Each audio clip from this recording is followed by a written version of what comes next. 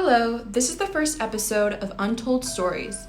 We will be uncovering stories that not many hear on a daily basis. Today's untold story is a psychotic tale of two individuals who were present during Lincoln's assassination at Ford's Theater on April 14th, 1865. We are your hosts, Julie Jaffe and Kiana Johnson. Kiana, why don't you start us off?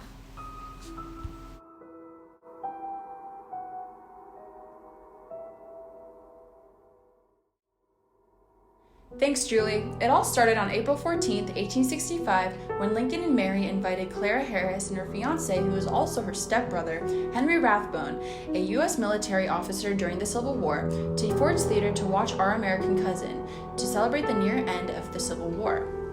As they were enjoying the play, John Wilkes Booth, an American actor and a supporter of slavery, as well as the Southern Confederacy, snuck into Ford's Theater and into the presidential box. He aimed his gun at Lincoln's head and waited for the right moment, the moment when the audience laughed the most during Act 3 of the play.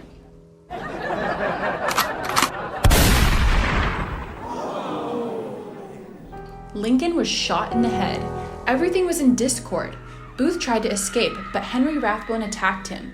Rathbone grabbed Booth, but Booth slashed Henry with his dagger and escaped injured.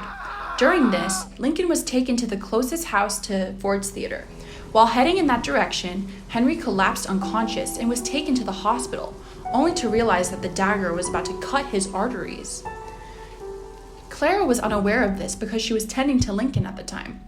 Lincoln took his last breath and died. Henry Rathbone and Clara, with her bloody dress as a result of Rathbone's wound, returned home. Little did they know that their family would never be the same again.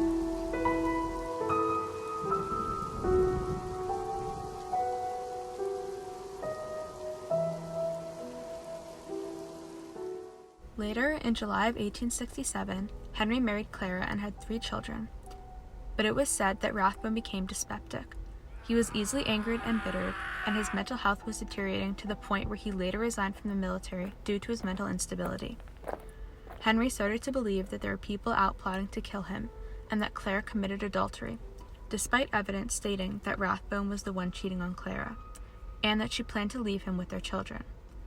Clara grew worried, so Henry was taken all over Europe as well as the United States to seek treatment for his deteriorating mental health. However, nothing helped. In addition, there were reports stating that Clara actually wanted to leave Henry.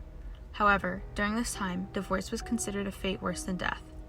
Despite his health issues, Rathbone was appointed as U.S. consul to the province of Hanover, Germany. At Hanover, 2 days before Christmas, Rathbone's irrational behavior reached a new max. On December 23, 1883, very late at night, Rathbone, who was in a fit of rage, dragged his wife to their bedroom, where the door was then locked, and yelling could be heard by others in the house. When the door was busted open later that night, Mrs. Rathbone was found lying on the bed, bleeding out from dagger wounds. She died minutes later. Rathbone was lying unconscious on the floor as he attempted to kill himself after he attacked his wife. He survived his attempted suicide, and after being found guilty of murder, he was committed to an asylum for the criminally insane. After that, Henry lived in the asylum in extreme paranoia in Germany, where he died in 1911 at the age of 74. He was buried beside his wife. This is such a sad story. It makes me realize that in many ways, the assassin's bullet not only took Lincoln's life, but shaped the fate of those who accompanied him. It is sometimes important to understand that no matter how big or small, our actions can affect more than one individual.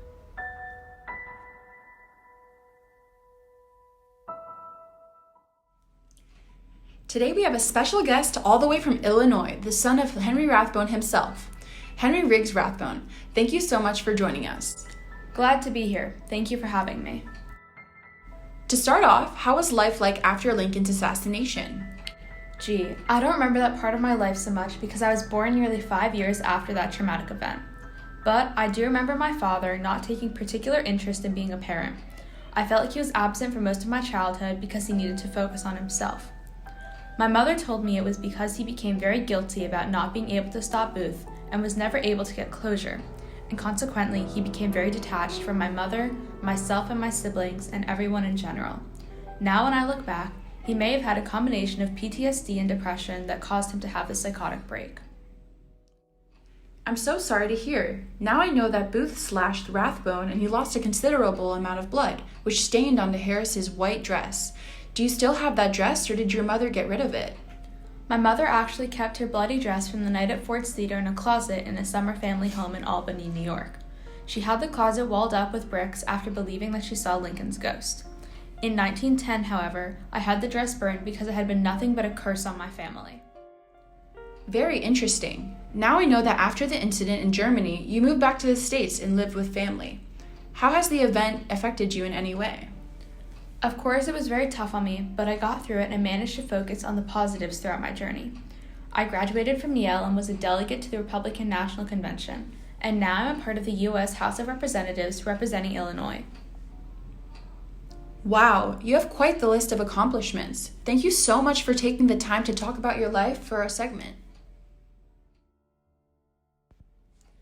And with that, thank you viewers for tuning in to Untold Stories, and make sure to tune in next time for our segment on the most vicious female serial killer. See you soon!